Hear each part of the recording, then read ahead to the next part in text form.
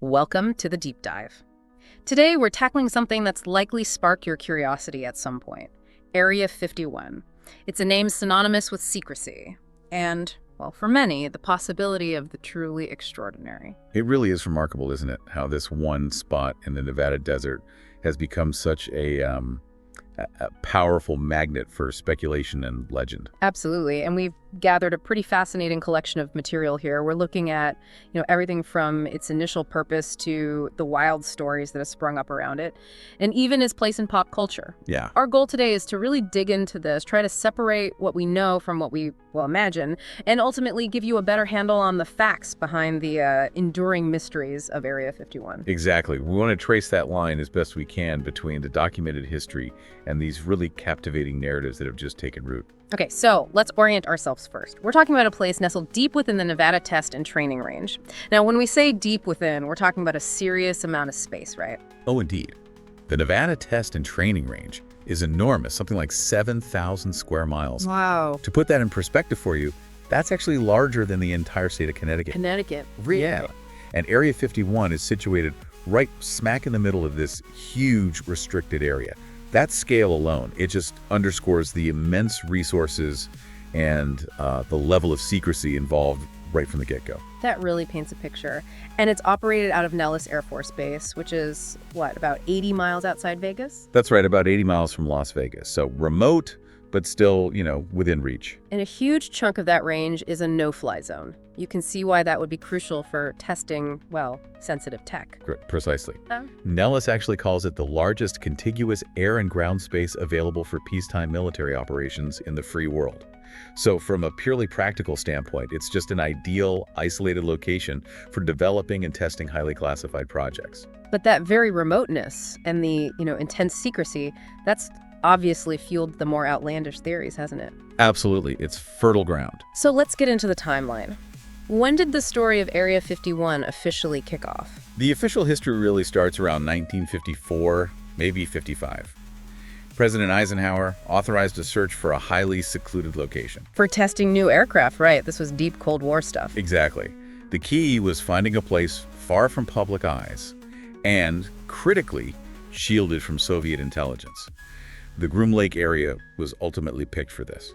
And there's a rather interesting backstory to how the government actually got that land, isn't there? It wasn't just pointing at an empty map. No, that's right. The land around Groom Lake, it was actually privately owned by a mining family. Oh. Yeah, and when the government first approached them with an offer to buy the property, the family said no and countered with a significantly higher price. Ah, okay. So what happened? Ultimately, the government resorted to using eminent domain to acquire the land. And the family actually ended up getting less than what they'd originally asked for. Huh.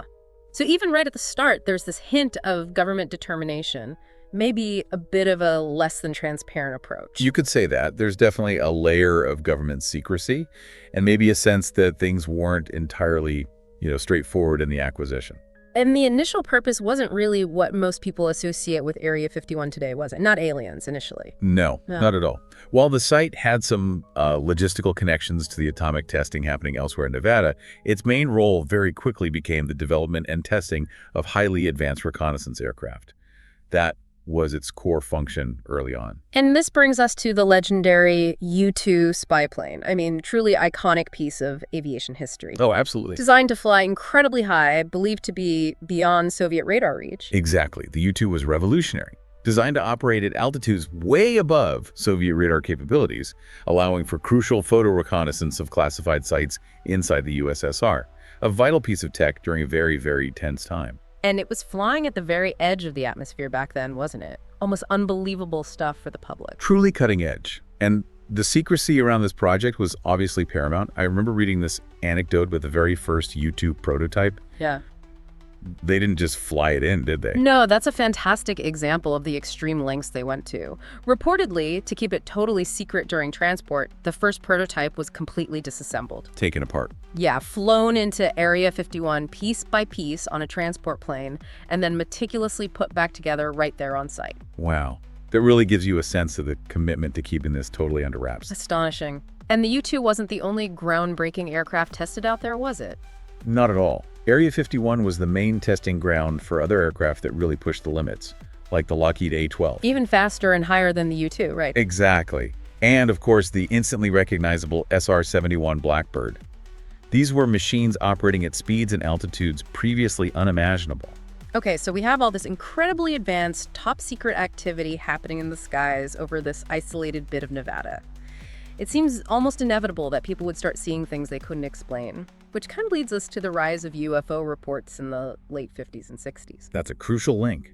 As these uniquely shaped high-flying aircraft were being tested, machines that would have looked utterly alien to anyone seeing them, reports of unusual aerial phenomena started picking up in the areas around there. Like that Reno newspaper report. Yeah, there's a documented report from a Reno paper in 1959 describing a bright green object moving incredibly fast and erratically. You can imagine seeing a U-2 or A-12 at dusk or dawn, reflecting sunlight in weird ways. So, okay, let's think about this. You've got these classified planes flying secret missions, and people are reporting UFOs. What was the CIA's likely reaction? Did they try to debunk these stories? Interestingly, declassified documents suggest maybe not. It looks like the CIA probably didn't actively discourage the UFO stories. Really? Why not? Well, there's a strong possibility they saw them as a convenient, effective cover. If the public, and maybe even the Soviets, thought they were seeing alien spacecraft, they were far less likely to guess the truth about the U-2 and these other secret projects. So it wasn't just ignoring the UFO stuff. It sounds like they might have actually used those beliefs to protect their real activities. That's precisely. It's a classic case of how intense secrecy can inadvertently or maybe intentionally fuel speculation and misinterpretation. And it wasn't just our advanced tech being tested there, right? There are reports of other things being looked at. Yes, reportedly, Area 51 was also used to analyze and even test fly captured Soviet aircraft during the Cold War. Wow. Imagine the intelligence goldmine getting your hands on enemy planes and putting them through their paces in secret. Exactly. A key example was in 1968.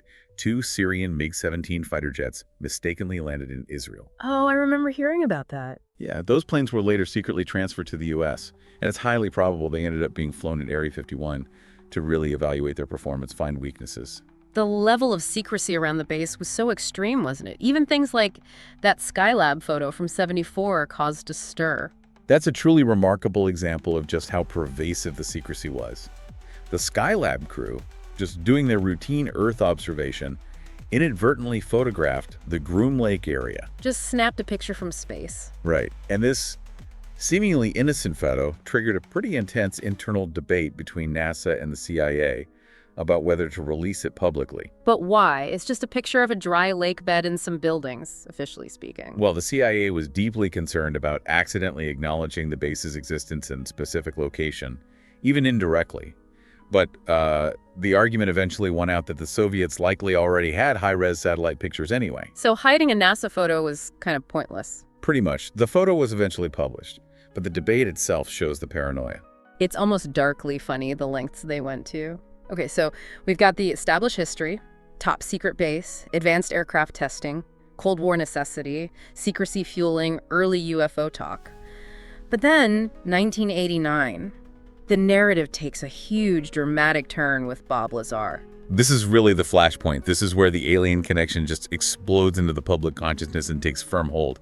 Bob Lazar appears in a TV interview on a Las Vegas news station. KLAS TV, right? That's the one. Yeah. And he makes these absolutely extraordinary claims. Extraordinary is putting it mildly. He claimed he was a physicist who worked at a super-secret facility called S4 near Area 51. Near Papoose Lake, he said. Right, and his job was reverse engineering alien spacecraft. That's right. Lazar claimed he'd been recruited from Los Alamos National Lab to work at this even more secret site. He described this hidden underground complex where 9 different alien flying discs were being studied. And he gave incredibly specific details, didn't he? Propulsion systems, even the aliens themselves. He did.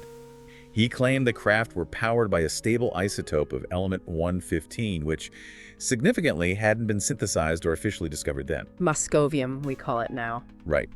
He described tech that could manipulate gravity. He also talked about seeing small, gray aliens, calling them the kids.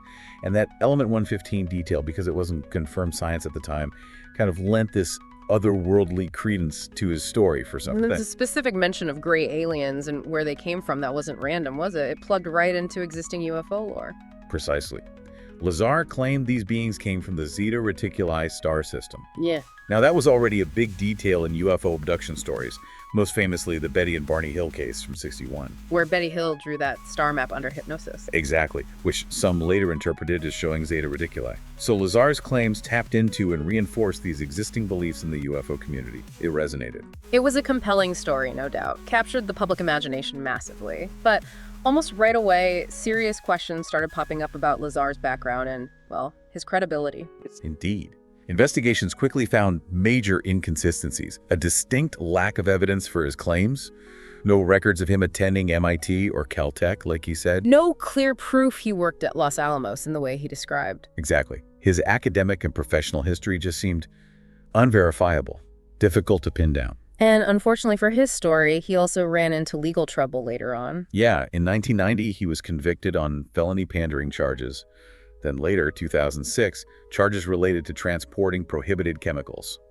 These legal issues definitely eroded his reputation for many, whatever they initially thought of his claims. But despite all these serious questions, the controversies, Lazar's story had this undeniable, lasting impact. It really cemented that Area 51 alien connection in the public mind. Oh, absolutely. That image most people probably have now when they hear Area 51. Totally. Even if the details are debated and lack proof, Lazar gave this vivid, compelling narrative full of seemingly technical specifics that fueled decades of speculation and really elaborate conspiracy theories. And those theories definitely didn't stop with just UFOs, did they? After Lazar, the Area 51 mythology just expanded into some really imaginative, sometimes pretty wild territory. It certainly did. While recovered alien craft remained central, Area 51 became this kind of catch-all for all sorts of secret, extraordinary stuff in some people's minds. Like what? Theories started circulating about secret Illuminati meetings deep underground, alleged treaties between the U.S. government and aliens. Oh, wow. Even developing exotic tech like weather control weapons or experiments trying to warp space-time. And weren't there visual things added too, like the Cheshire Strip, that runway that supposedly only appears when it's wet? Right. It's like the mythology just took on a life of its own, adding these fantastical details. The secrecy just created this vacuum that the public imagination rushed in to fill, didn't it? Absolutely. And with such a strong foundation of mystery, it's no wonder Area 51 became such a huge part of pop culture. It really is everywhere. Movies, TV shows, The X-Files, Independence Day video games. Area 51 is just instant shorthand for top secret government stuff and, maybe aliens. It's deeply embedded. And that cultural fascination even spawned a real-world thing, UFO tourism. That's right. The area right around the base, those little towns like Rachel and Heiko along the Extraterrestrial highway, they've totally embraced the legend. Yeah, an entire industry built around it. You find alien-themed motels, diners with flying saucers painted on them, gift shops selling every kind of alien knickknack imaginable. There are even UFO conventions out there, stargazing tours, catering specifically to people fascinated by the mystery. Then in 2011, another really intriguing and pretty controversial piece was added to the Area 51 story with Annie Jacobson's book. Yes, Area 51, an uncensored history. It presented a very different and frankly quite unsettling theory based on an anonymous source. This was the Roswell connection, but not aliens, right? Right. This source claimed the Roswell incident in '47 wasn't extraterrestrial at all, but involved a Soviet aircraft carrying genetically altered human children. Allegedly created by Joseph Mengele. That was the claim. Sent to the U.S. by Stalin to try and cause mass panic. It's a really dark theory. And its link to Area 51 in Jacobson's book is that this supposed Soviet craft and its occupants were then secretly taken to the base for study. It's certainly a stark departure from the usual alien explanation for Roswell. Much grimmer. Definitely. And while Jacobson is a respected journalist, that specific claim, it's met with a lot of skepticism, hasn't it? Mostly because there's no independent proof. Right. The lack of corroboration is a major issue for many researchers and others. So all this speculation, decades of official secrecy, it finally led to a partial official acknowledgement in 2013, didn't it? The CIA finally declassified some documents. Yes. After years of no comment or outright denial, the CIA declassified historical documents that officially confirmed Area 51 exists. Fine. And they detailed its role in testing the U-2, the A-12, the SR-71, essentially confirming the Cold War aviation history we talked about earlier. So how did the believers react? The people convinced about aliens. Did this declassification put those theories to rest for them? Not in the slightest. Yeah. No. In fact, many in the UFO community, the conspiracy theorists, they saw it as a classic limited hangout. A limited hangout. Explain that. It's basically releasing some less sensitive historical truth to try and distract from or cover up the real secrets, which, in their view, still involve aliens and ongoing ET contact. So giving a little bit of truth to hide a bigger perceived truth. That's the idea, yeah. And the mystery is definitely fueled by the continued presence of those camo dudes patrolling the perimeter. Absolutely. These often seen, heavily armed security personnel in unmarked white pickups. They patrol the boundaries, the warning signs. Their exact affiliation isn't always clear, is it? Yeah, no. And they're famously tight-lipped. Don't answer questions. They're extremely vigilant. Their very presence, that air of authority, it undeniably adds to the whole sense of secrecy and intrigue. You see them, you know you're near something serious. Which all leads us, finally, to the truly bizarre, almost surreal Storm Area 51 meme from 2019.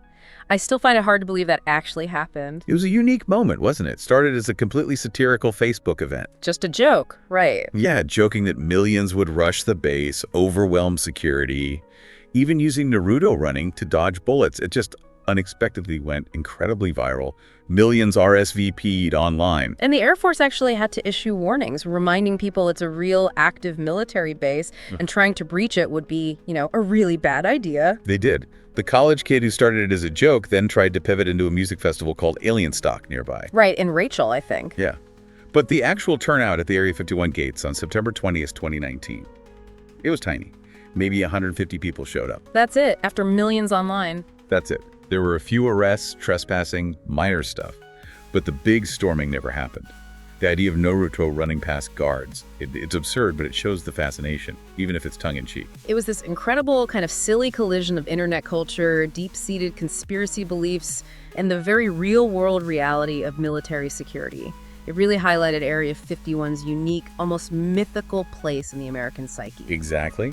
And today, the official stance on what's happening now at Area 51 remains mostly silence, which inevitably just allows all the myths, the speculation, the unanswered questions to keep going. So, wrapping up this deep dive, we've covered a lot. The verifiable history, advanced aircraft, Cold War testing, the massive impact of the alien stories, really amplified by Lazar, and these bizarre modern myths and events like Storm Area 51. What's really striking is that mix, isn't it? Documented history, intense official secrecy, and this incredibly imaginative public speculation that's filled the information void. It really is a fascinating case study, how one place becomes such a lightning rod for our collective hopes or fears, our basic human desire to understand the unknown. So here's a final thought to leave our listeners with. Considering all these layers of official secrecy over decades and that powerful human need to find answers, what does the enduring fascination with Area 51 really tell us about our relationship with government, with technology that's constantly advancing, and maybe even with the possibility, however remote, of something truly extraordinary out there? It's definitely something to chew on.